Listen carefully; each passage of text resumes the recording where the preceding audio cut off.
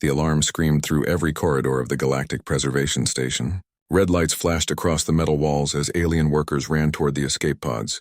Something had gone terribly wrong in the containment zones. Tay looked up from his desk as the emergency message played on repeat. Containment breach in Sector 7. All personnel evacuate immediately. This is not a drill. The human scientist grabbed his tablet and ran toward the containment area. His supervisor, a tall bird-like alien named Krill, spotted him going the wrong direction. "Tay, what are you doing?" Krill's feathers stood on end in panic. "The predators are loose. We must leave now." "How many got out?" Tay asked, still moving forward. "At least 12 of the most dangerous specimens. They will kill everyone in that sector." Krill grabbed Tay's arm with his wing. "You humans may be crazy, but you are not immortal." Tay gently removed the wing from his arm. "That's exactly why I need to go. Someone has to calm them down before they hurt themselves." Krill stared at him like he had grown a second head, then ran toward the escape pods with the others. Tay reached Sector 7 and found Hana already there. The young woman stood outside the entrance, tying her long black hair into a ponytail. She looked calm, almost bored. "Took you long enough," she said. "I count 12 loose. The big one from Krevnar, 6 of the pack hunters from Velos, and 5 of the venomous serpents." "Any casualties?" Tay asked. 3 alien handlers. "Dead before I arrived. The creatures are scared and confused." Hana checked her tablet. "The containment fields failed during feeding time. They think they are being attacked." Tay nodded. He understood. On Earth, he had worked with crocodiles, bears, and big cats. The principle was always the same. A scared predator was a dangerous predator. "Let's go in," he said. They walked through the broken containment door together. The sector was a mess. Equipment lay scattered across the floor. The walls showed long scratch marks from massive claws. In the center of the chaos, the creatures waited. The biggest one was called a thornback. It stood 3 meters tall with armor-plated skin and 6 legs ending in razor-sharp claws. Its mouth held teeth longer than human fingers. Right now it was pressed against the far wall, making a low rumbling sound. "It's afraid," Hana whispered. "Look at its posture. Defensive, not aggressive." Tay saw what she meant. The thornback's body was low to the ground. Its eyes were wide, darting back and forth. It was cornered and terrified. He slowly got down on one knee, making himself smaller, less threatening. Then he began to hum a soft tune, something his grandmother had taught him long ago. Hana did the same on the other side, approaching the pack hunters. These were wolf-like creatures with a metallic fur and glowing eyes. They growled and snapped their jaws, but Hana kept her movements slow and steady. "It's okay," she said softly.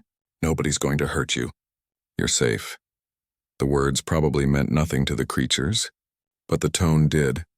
Calm, peaceful, unthreatening. Back on the station's command center, the security chief Vormesh watched through the cameras. The reptilian alien's scales turned pale with shock. "They went inside," he said to Krill, who had just arrived. "The humans went inside with the predators, unarmed." "I know," Krill said quietly. "I tried to stop him." On screen, they watched Tay extend his hand slowly toward the thornback. The creature could bite his arm off in a second, could tear him apart before he took a single breath. Instead, the thornback leaned forward and sniffed his hand. Its rumbling grew quieter. "Impossible," Vormesh breathed. Hana was sitting on the floor now, surrounded by the pack hunters. They circled her carefully, sniffing her hair and clothes. One of them licked her face. She laughed and gently scratched behind its ears. Over the next 2 hours, Tay and Hana worked through the sector. They approached each creature carefully, reading their body language, responding to their fear with calmness. When they found one of the venomous serpents injured, Tay treated its wound with his bare hands while humming that same soft tune. By the time the emergency response team arrived, all 12 creatures were back in their proper enclosures. Tay and Hana were giving them extra food and checking them for injuries. Krill entered the sector cautiously, hardly believing what he saw. "How?" he asked simply. "How did you do this?" "These creatures have killed trained handlers. They are listed as the most dangerous predators in the galaxy." Tay looked up from the thornback, which was now eating calmly from his hand. "On Earth we have a saying. There are no bad animals, only misunderstood ones. These creatures were not trying to kill anyone. They were just scared. But they are predators," Vormesh said, joining them. "Killing is their nature." Hana shook her head. "Killing is their survival tool, not their nature. On Earth, we live with predators everywhere. Sharks in the oceans, bears in the forests, snakes in the grass. We learned long ago that if you respect them and understand them, they are not monsters. They are just animals trying to survive. That night, the footage of two humans calmly handling the galaxy's deadliest creatures spread across every civilized world. Some called it foolishness. Others called it bravery. But everyone agreed on one thing. Humans were different. Humans were strange. And maybe, just maybe, humans understood something about predators that the rest of the galaxy had forgotten. The Galactic Council chamber was a massive dome filled with representatives from 200 species. Today, they all stared at two humans standing in the center of the floor. Tai and Hana wore simple station uniforms. They looked tiny compared to some of the aliens around them. The crystalline ambassador Thelric spoke first, his voice echoing like breaking glass. We have watched the recordings many times. What you did should not be possible. These predators have killed thousands across multiple worlds, yet you walked among them without weapons, without shields, without fear. Thelric leaned forward. The council demands an explanation. What technology did you use? Tay almost smiled. No technology, Ambassador. Just understanding. Understanding? The insectoid Dr. Quintar clicked his mandibles in disbelief. I have studied these creatures for 40 cycles. Understanding does not stop their claws or teeth. Hana stepped forward. May I ask the council a question? How many of you have ever touched a predator? Not stunned, not sedated, not behind a barrier. Truly touched one? The chamber fell silent. Finally, Thelric spoke. That would be suicide. Predators exist only to hunt and kill. That's where you're wrong, Tay said. He pulled up a holographic display. This is Earth, our home world. The Galactic Survey classified it as a Class 12 Deathworld, one of the most hostile planets in known space. The hologram showed images of Earth. Sharks cutting through water, lions stalking prey, bears catching fish, crocodiles with jaws powerful enough to crush bone, venomous snakes hiding in grass, wolves hunting in packs. Everything on our planet is dangerous, Hana explained. The weather kills. The plants kill. The insects kill. And the predators? She gestured to an image of a great white shark. They have been perfecting the art of killing for millions of years. Then how did your species survive? Asked a small furry alien in the back. We learned their language, Tay said simply. Not words but behavior. Body language, sounds, patterns. A bear standing on two legs is not attacking, it's trying to see better. A snake coiled tight is scared, not aggressive. A wolf showing teeth might just be hot and panting. He changed the hologram to show humans interacting with Earth animals, a woman swimming with sharks, a man sitting next to a bear, a child holding a large snake. We learned that predators do not want to fight. Fighting risks injury, and injury means death. They would rather avoid conflict. But when they feel trapped, scared, or protecting their young, they will fight. Tay looked around the chamber. The creatures in our station were scared. They did not understand what happened. So we showed them they were safe. Dr. Quintar made a skeptical sound. You are saying your entire species learned to communicate with predators? This seems unlikely. Not all of us, Hana admitted, but many. On Earth, we have people who work with dangerous animals every day. Researchers, conservationists, veterinarians, zookeepers. I grew up in Siberia, where tigers and bears live near human villages. My grandmother taught me that fear and respect are different things. We fear what we do not understand, Tay added. But once you understand something, you can respect it instead. A new voice spoke up. It was Yuna, another human who had just arrived at the station. She was a surgeon who specialized in treating alien biology. The council should also know that Earth is dying because we did not learn this lesson fast enough. The chamber stirred with surprise. Yuna continued. For thousands of years, humans killed predators out of fear. Wolves, tigers, sharks, bears. We hunted them until many species nearly disappeared. Then we learned the truth. Predators are not the enemy of life. They are the protectors of it. She showed new images. Ecosystems collapsing without predators. Prey animals overpopulating and destroying forests. Rivers changing course because too many plant eaters removed all the vegetation. When we removed the predators, everything fell apart, Yuna explained. We learned that every predator serves a purpose. They keep populations healthy. They remove the sick and weak.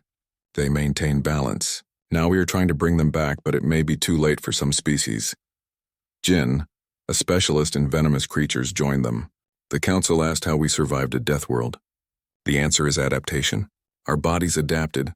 We can survive injuries that would kill most species. We can eat foods that are poison to others. We can live in extreme heat and cold.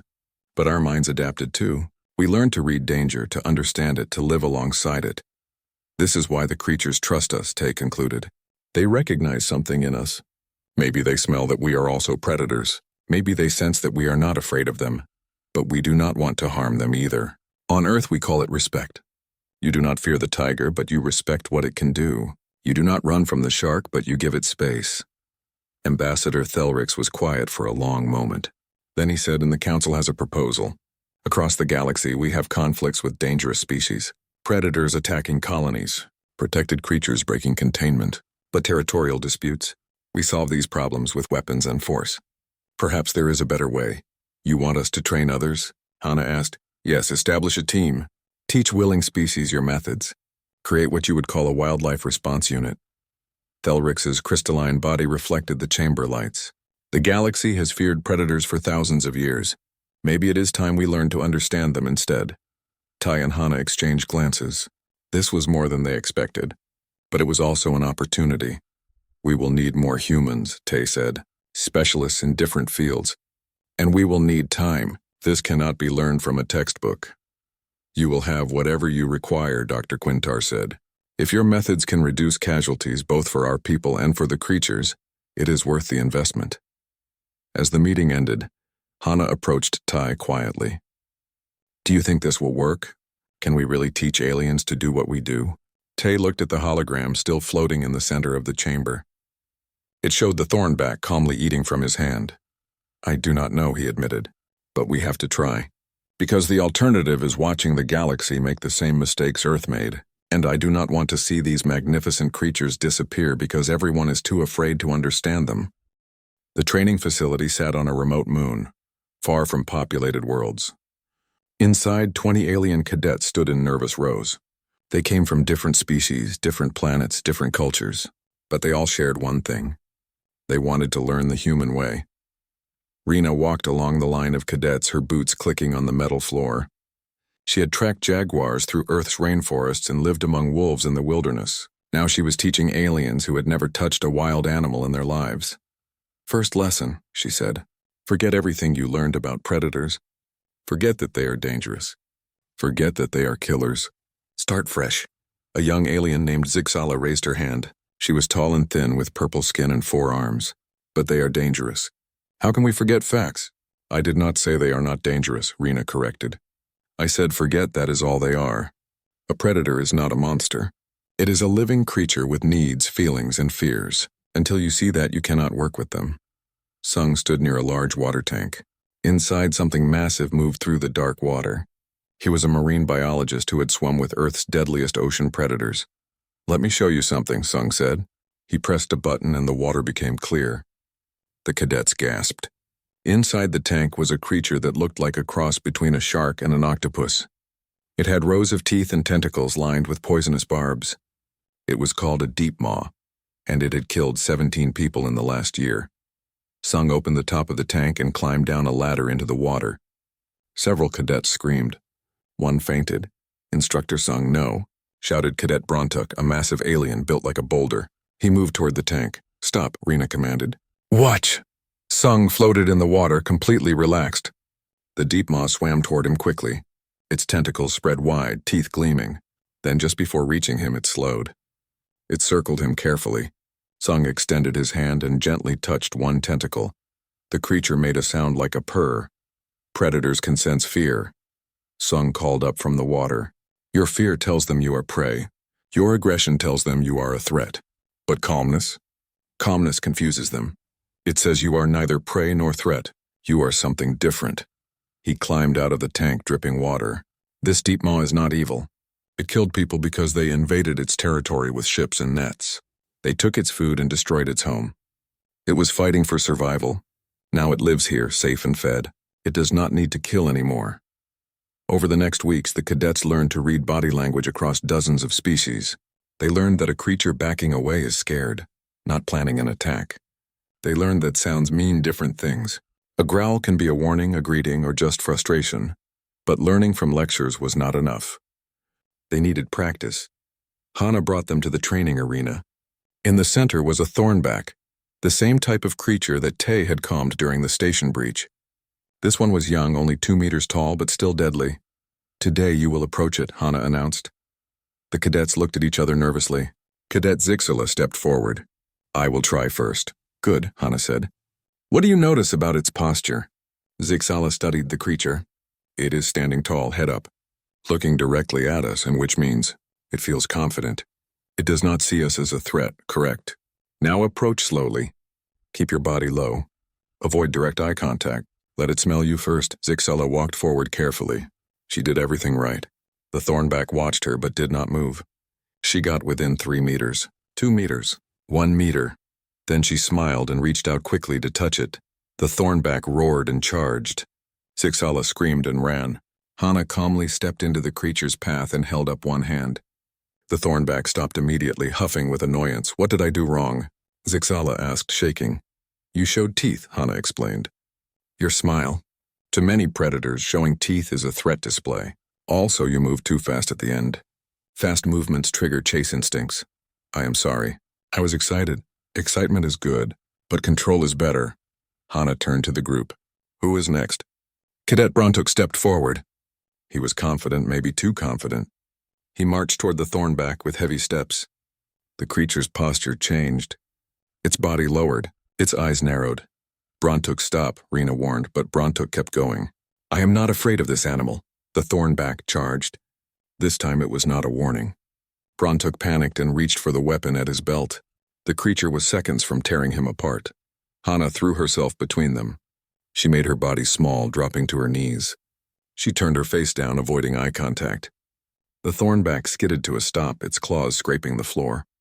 It stood over her, breathing hard. Hana slowly extended her hand, palm down, fingers relaxed. "It is okay," she whispered. "Nobody wants to fight. We are all safe here." The thornback sniffed her hand, sniffed her hair. Then it made a sound like a sigh and walked back to its corner. Hana stood up, brushing dirt off her knees. She looked at Brontuk calmly. "What did you do wrong?" "I was too aggressive." Brontuk's voice was small now. "Yes, you walked like you owned the space. In predator language, that is a challenge." The thornback had to respond. It had to show dominance or lose status. Jin joined them, his arms crossed. On Earth, there are animals called gorillas. They are very strong and can be very dangerous. But they rarely attack unless challenged. When they charge, it is usually a bluff. They are testing you. If you stand your ground calmly, they often stop. If you run or fight, they chase. Brontuk, you made the creature feel it had to prove itself. "I could have died," Brontuk said quietly. "Yes," Hana agreed. "You could have. That is why you are training. Learning these lessons here, in a controlled space, so you do not make these mistakes in the wild." Over the following months, the cadets improved. They learned to move quietly, to breathe calmly, to read the tiny signals that meant danger or safety. They learned that every species was different but followed similar rules. Zixala became the star student. She had the patience to wait and observe. She learned that sometimes the best action was no action at all. Brontuk struggled at first but eventually learned to control his confidence.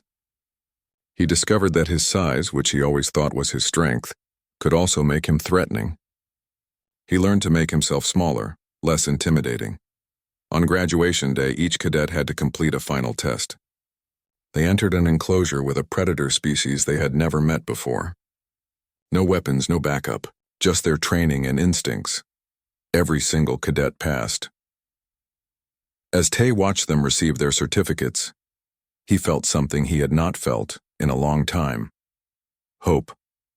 The galaxy was changing. Slowly, carefully, but changing. Krill, who had been watching from the observation deck, approached him. "I did not believe this was possible. I thought you humans were just lucky." "It is not luck," Tay replied. "It is understanding. And now others are learning to understand too. What is next for your team?" Tay looked at the celebrating cadets. "Next, we put this training to use. There are worlds out there with real problems, real conflicts between people and predators. It is time to show the galaxy that there is another way." The colony world of Helvan Prime was dying, not from disease or war, but from fear. Wu stood in the governor's office looking at the holographic maps. Red marks covered the terrain where Shadowfangs had attacked. Each mark represented deaths, hundreds of them. Governor Pelmara's hands shook as she pointed to the latest incident. 3 nights ago, they destroyed an entire settlement. 27 people dead. The military wants to drop bombs on their territory and eliminate them completely. That would be genocide, Wu said calmly.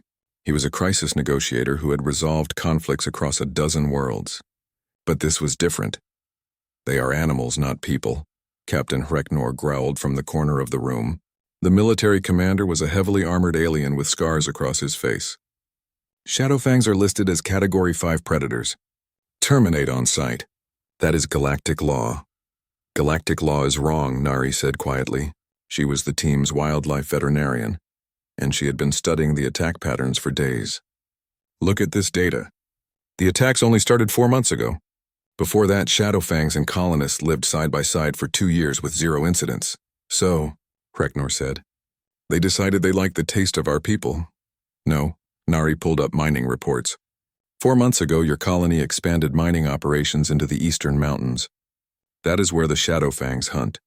You destroyed their primary food source. Governor Pelmara looked shocked. We did not know they lived there. Did you check? Wu asked. Did you survey the wildlife before mining? The silence was his answer. Tay arrived with Sung and Rena. They had been tracking the Shadowfang pack in the wilderness. What they found was worse than they expected. The water is poisoned, Sung reported.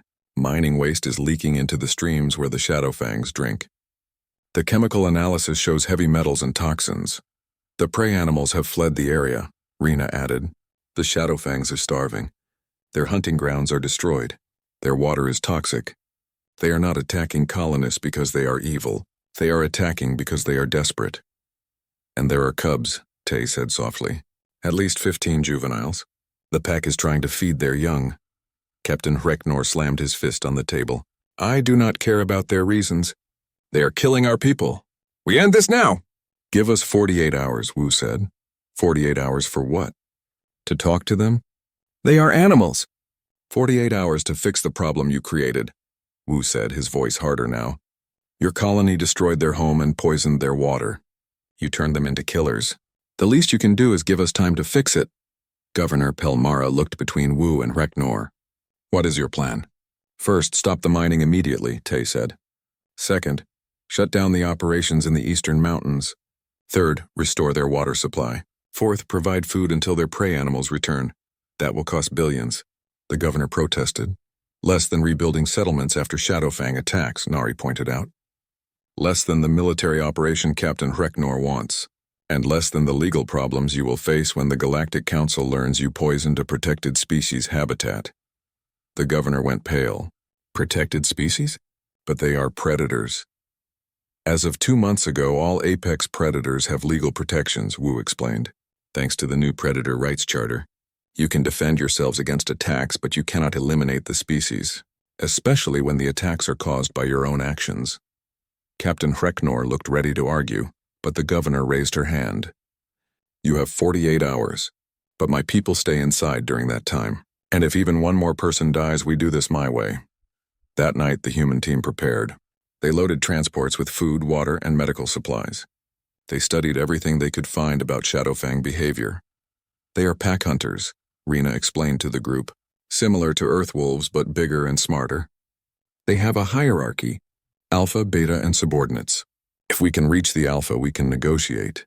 Negotiate with animals? One of the alien helpers asked doubtfully. Every interaction is a negotiation, Wu said. We show respect, they show respect. We provide what they need, they stop attacking what we need. At dawn, they entered Shadowfang territory. The forest was dark and quiet. Too quiet. The team moved slowly, carrying containers of fresh meat and water. They are watching us, Sung whispered. I can feel it, Tay nodded. He could feel it too. Eyes in the darkness, movement in the shadows. The Shadowfangs were there surrounding them, deciding whether these intruders were food or threat. Wu stopped in a clearing and set down his containers. The others did the same. Then they stepped back and waited. Nothing happened for a long time. Then a sound broke the silence, a low rumbling growl that made the ground vibrate. From the trees emerged the largest Shadowfang they had ever seen. It was easily 5 meters long with fur as black as night and eyes that glowed red. The alpha behind it, the rest of the pack appeared. 20 adults, all lean and hungry. Their ribs showed through their fur. Their movements were desperate, dangerous. Stay calm, Tay whispered to his team. No sudden moves. The alpha approached the containers and sniffed. It looked at the humans with intelligent eyes. Then it made a sound, something between a bark and a roar. The pack rushed forward and began eating. They are starving, Nari said sadly. Look how fast they eat. They have not had a proper meal in weeks. While the pack ate, Nari noticed one of the shadow fangs limping, a juvenile barely grown with a deep cut on its leg. The wound was infected, swollen and red. Tay, she whispered. That one needs help. Too risky, Sung warned. The pack will protect their young. But Nari was already moving. She pulled out her medical kit and approached slowly. The alpha growled in warning. Nari stopped but did not retreat. She knelt down and opened her kit, showing the contents. The injured juvenile whimpered. Its mother, a large female, stood between Nari and the cub. The tension was unbearable. Then Nari did something that made her teammates' hearts stop. She held out her hand to the mother, palm down, and waited. The female Shadowfang sniffed her hand for what felt like hours. Then slowly she stepped aside. Nari approached the juvenile and began treating its wound. She cleaned the infection, applied medicine, and bandaged the leg. The cub whimpered but did not try to escape. When she finished, she gently patted its head. The alpha watched everything. When Nari stepped back to her team, the alpha approached her. It was so close she could feel its breath. Then it did something unexpected. It lowered its head and touched her hand with its nose. It is thanking you, Rena breathed. Over the next 2 days, the human team worked without rest. They brought more food and clean water. They treated sick and injured pack members. They showed the Shadowfangs that not all humans wanted to hurt them. On the 3rd day, Captain Hreknor arrived with his troops, ready to attack. But when he saw the scene in the clearing, he stopped. The Shadowfangs were resting peacefully. Several cubs played in the grass. The alpha lay next to Tay, who was checking its teeth for infection. It looked like a picture of harmony, not war. How? Was all Hreknor could say. We gave them what they needed, Tay said simply. Food, water, medical care, and respect.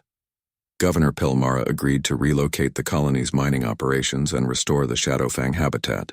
It would cost money and time, but it was worth it. As the team prepared to leave, the alpha followed them to their transport. It watched as they loaded their equipment. Then it raised its head and howled. The whole pack joined in, their voices filling the forest. What does it mean? The governor asked. Wu smiled. I think it means goodbye. And thank you. The war came without warning. One day the galaxy was at peace. The next day entire colonies went silent. The enemy was called the Scourge, and they consumed everything in their path. Admiral Torvax stood in the war room staring at the holographic map. Red zones spread across multiple sectors like a disease. Every military strategy had failed. The Scourge adapted too quickly, learned too fast, coordinated too perfectly. We are losing, he admitted to the gathered commanders. Conventional warfare is useless against a hive mind that learns from every battle. Then we need unconventional solutions, said Elder Ixthara, an ancient philosopher who had lived through 3 previous wars. Send for the humans. Tay and his team arrived at the military headquarters 3 days later. Admiral Torvax did not waste time with pleasantries. The Scourge is unlike anything we have faced, he explained, showing footage of the attacks.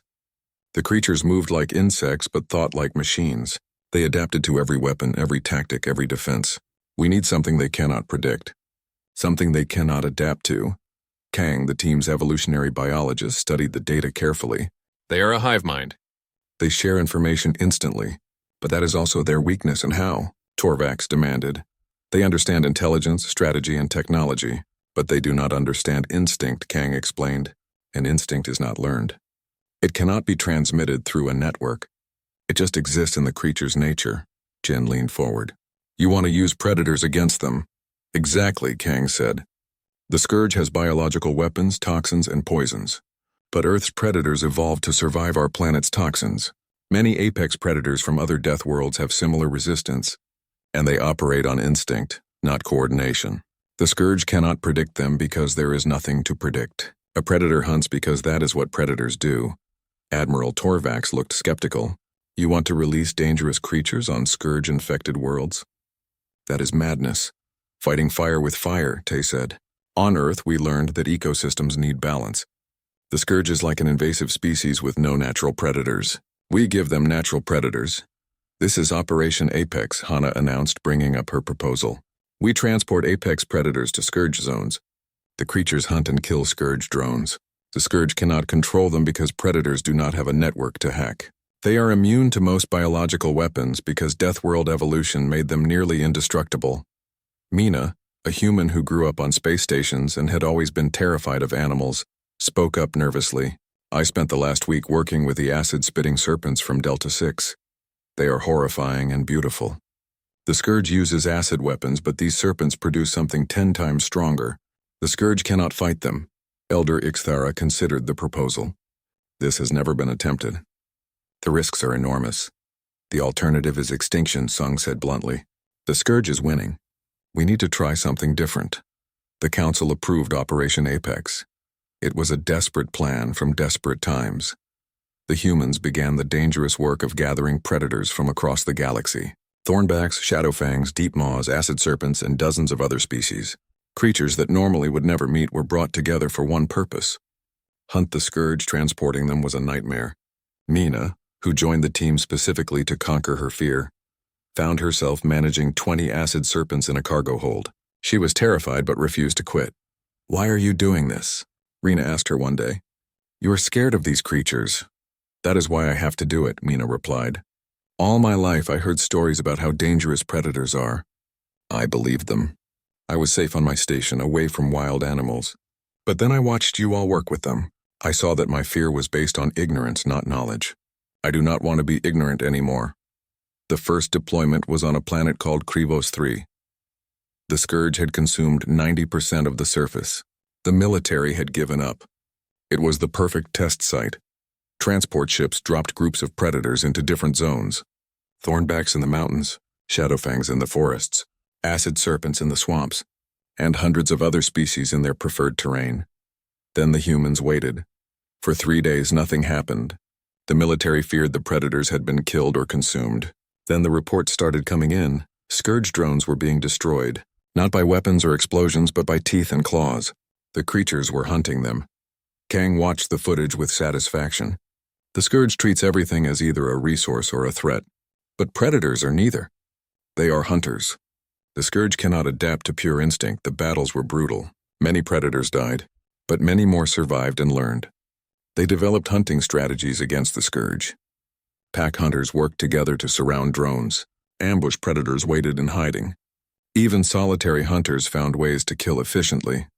On Krivos 3, a Shadowfang pack killed 300 scourge drones in a single night. A Deepmaw dragged a scourge command unit into deep water and drowned it. Acid serpents dissolved entire scourge nests, but the cost was high. Day stood over the body of a thornback that had saved his life during a reconnaissance mission. The creature had taken a killing blow meant for him. It died protecting a human it had only known for weeks. Why did it do that? Torvax asked, genuinely confused. It was an animal. It should have saved itself because we earned its trust, Tay said quietly. We treated it with respect. We cared for it. And it returned that care the only way it knew how. The war continued for months. More planets were liberated. More predators were deployed. The galaxy watched in amazement as the creatures they once feared became their greatest defenders. Mina became a legend among the team. The woman who was once afraid of all animals now rode into battle managing dozens of deadly species. She learned their behaviors, their needs, their personalities, and she found that her fear had transformed into something else. Not absence of fear, but courage through understanding. One day during a supply run, a young alien soldier approached her. How do you do it? How do you stay so brave? Mina laughed. I am not brave. I am still scared every day. But I learned that courage is not the opposite of fear. Courage is doing what needs to be done despite the fear. And these creatures? She gestured to the acid serpents she was caring for. They are scared too. Scared of this war, scared of the scourge, scared of being hurt. We are all scared together. So we protect each other. The turning point came at the Battle of Zoran Station. The scourge launched a massive assault with everything they had. The military was outnumbered 10-1. It looked like the end. Then the predators arrived. Hundreds of them. Responding to calls from their human handlers. They crashed into the scourge lines like a living wave. Thornbacks smashed through barricades. Shadowfangs tore apart drones. Acid serpents melted armor. Deep maws dragged enemies into impossible places. And in the middle of it all were the humans, not commanding or controlling, but fighting alongside their predator allies, partners in survival. When the battle ended, the scourge retreated for the first time. They had learned something new. Fear. Not of weapons or technology, but of something primal and ancient. The fear that prey has for predators. Admiral Torvax stood on the battlefield, surrounded by exhausted humans and resting predators. I did not believe this could work. I thought you were all insane. Maybe we are, Jin said with a tired smile. But sometimes insane ideas are the ones that change everything. Elder Ixthara approached Tay. You have taught the galaxy something important. Predators are not monsters to be destroyed. They are part of the natural balance. And sometimes that balance is exactly what we need. Tay watched as a Shadowfang Alpha lay down next to Hana, allowing her to treat its wounds. On Earth we have a saying, there are no bad animals, only bad circumstances. We created the circumstances where predators could help us, and they answered. The war was not over, but the tide had turned, and the galaxy would never look at predators the same way again. The victory at Zoran Station came with a price that nobody talked about. While the galaxy celebrated their survival, the humans counted their losses in the quiet places where cameras did not reach. Hyun moved through the medical bay, checking on wounded predators. He was a combat medic who specialized in exotic physiology.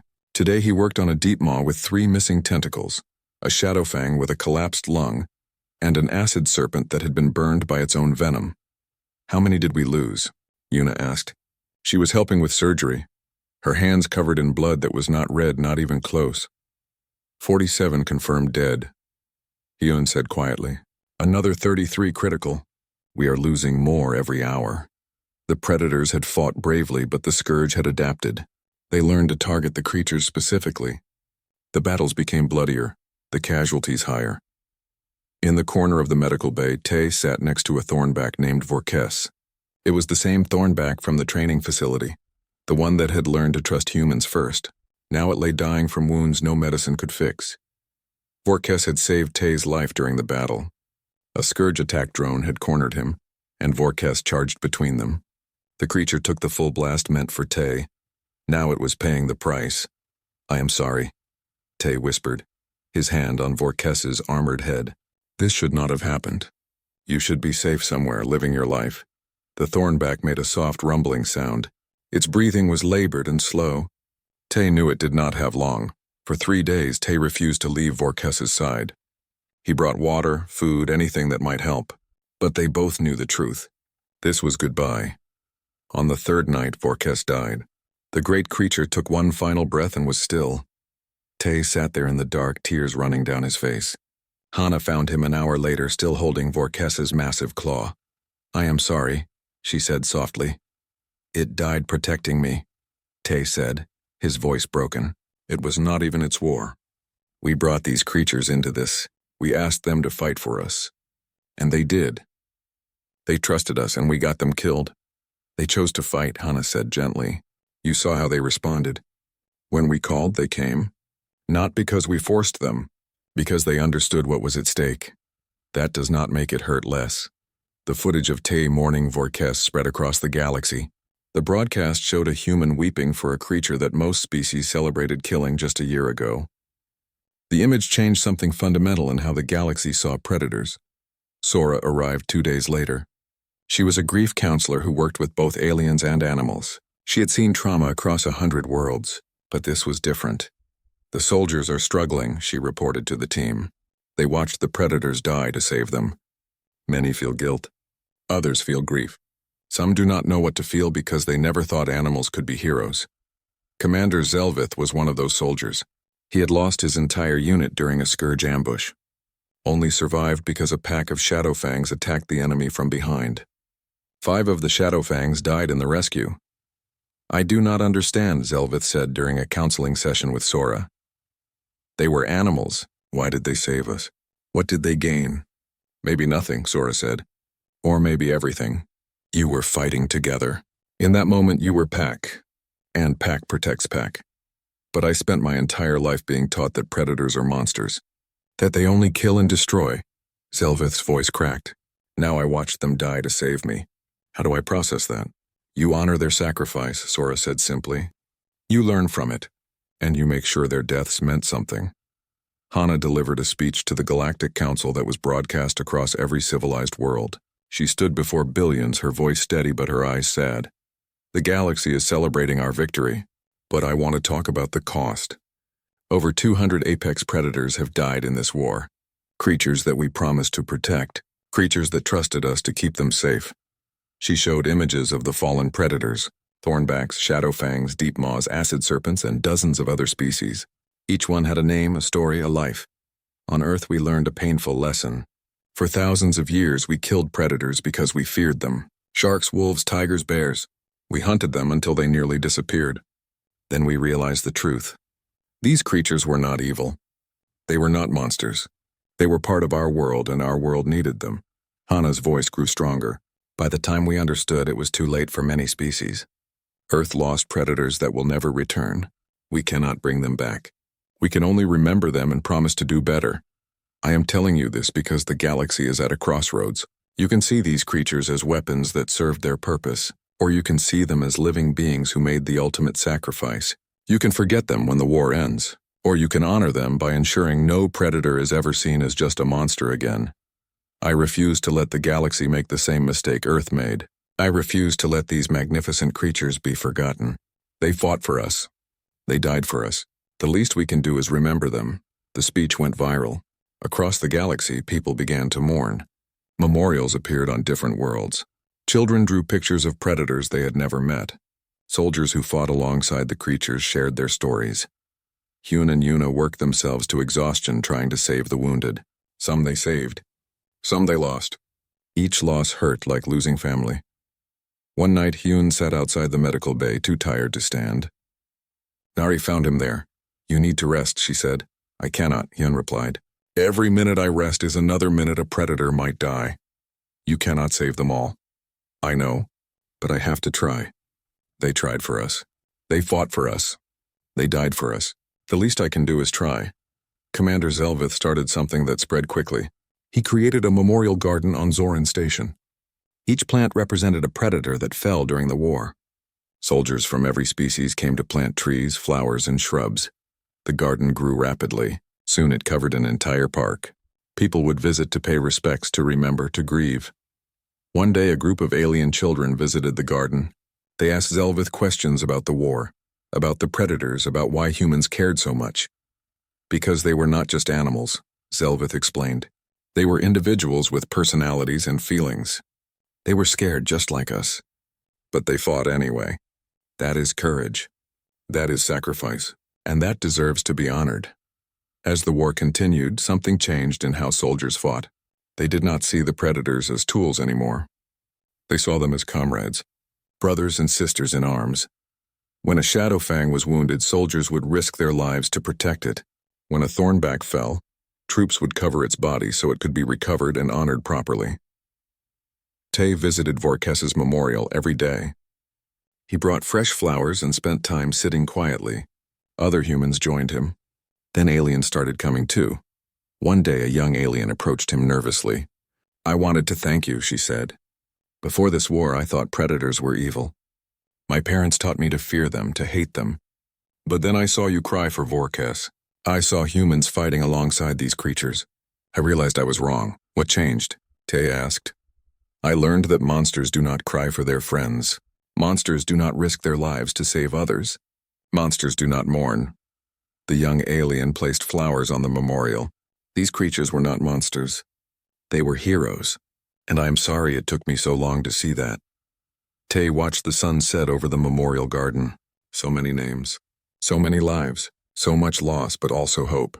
Hope that the galaxy was learning. Hope that predators would be protected, not persecuted. Hope that Vorkes and all the others did not die for nothing. Thank you, Tay whispered to the memorial. Thank you for trusting us. Thank you for fighting with us. Thank you for showing the galaxy what real courage looks like. The war was not over, but something fundamental had changed. The galaxy would never see predators the same way again, and maybe, just maybe, that was worth the terrible price. 5 years had passed since the Scourge War ended. The galaxy looked different now, felt different. Tay stood on the observation deck of what used to be called the Galactic Preservation Station. Now it was the Interspecies Coexistence Institute. The name change reflected a fundamental shift in thinking. Below him, dozens of alien students learned from human instructors. They practiced approaching predators, reading body language, understanding behavior. What started as a desperate training program had become a permanent academy. Hana walked up beside him. Remember when it was just you and me, walking into that containment breach with no backup? How could I forget? Krill thought we were insane. We probably were, Hana laughed. But it worked. Across the galaxy, things were changing rapidly. The Institute had trained thousands of aliens in wildlife management and conservation. Predator attacks had decreased by 87%. Not through extermination, but through understanding. Jin ran a clinic on the station's lower levels.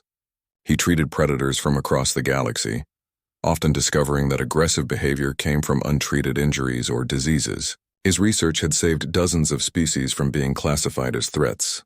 Most violence comes from pain, he explained to a group of students. A predator with a broken tooth becomes aggressive because eating hurts. A creature with parasites attacks more often because it is uncomfortable. Fix the health problem, and the behavior problem usually fixes itself. Wu worked with governments across the galaxy, establishing what he called the Predator Rights Charter. It was revolutionary legislation that gave legal protections to dangerous species for the first time in galactic history. A predator is not guilty of being a predator, the charter stated. It has the right to live in its natural habitat. It has the right to hunt for food. It has the right to defend itself and its young. Conflicts between predators and civilized species should be resolved through relocation and habitat protection, not extermination. Some governments resisted. Old fears died hard. But slowly, world by world, the charter was adopted. Sung discovered something amazing in his ocean research. Many aquatic predators that were thought to be aggressive actually had complex social structures. They communicated with sounds humans could not hear. They had relationships, personalities, even what might be called culture. We were not listening, he told a documentary crew. We assumed because they were different from us, because they were dangerous, they were simple. But life is never simple. Every creature, no matter how deadly, has depth we have not yet discovered. Rena worked on reintroduction programs. Species that had been removed from ecosystems centuries ago were being brought back. It was delicate work. The ecosystems had changed, but life always found a way to adapt. On the planet Helvan Prime, the Shadowfangs thrived. The mining operations had been relocated, the habitat restored. The pack that once attacked settlements now lived peacefully. Tour groups came from across the galaxy to see them, always with trained guides who taught proper behavior. Governor Pelmara had become an advocate for coexistence. We almost made a terrible mistake, she often said in speeches. We almost committed genocide because we were too afraid to look for the real problem. The humans taught us that the easy solution is rarely the right one. Mina ran the Institute's most dangerous program. She managed predators that were considered too aggressive for most handlers. The woman who once feared all animals had become their fiercest defender. Fear is natural, she told new students. I was terrified when I started. Sometimes I am still terrified. But I learned that fear and respect can exist together. I respect these creatures enough to fear what they can do, and I respect them enough to treat them with dignity despite that fear. One of her students was a young alien named Lixara. The child had grown up hearing horror stories about predators. Now she wanted to work with them. Why? Mina asked during the interview. Because of the memorial garden, Lixara said. I read about Vorkes, about all the predators who died in the war. My teachers said they were just animals doing what they were trained to do. But I saw the recordings. I saw them choose to protect people. Animals do not choose. They react. Those creatures chose. That means they were more than animals. And if they were more than animals, they deserved better than what we gave them. Hyun and Yuna established the first interspecies medical network. Doctors could now treat injuries across hundreds of species. They published research on predator physiology that revolutionized veterinary medicine. Every species is different, but biology has patterns, Yuna explained. Pain responses, fear responses, healing processes. Once you understand the patterns, you can treat almost anything.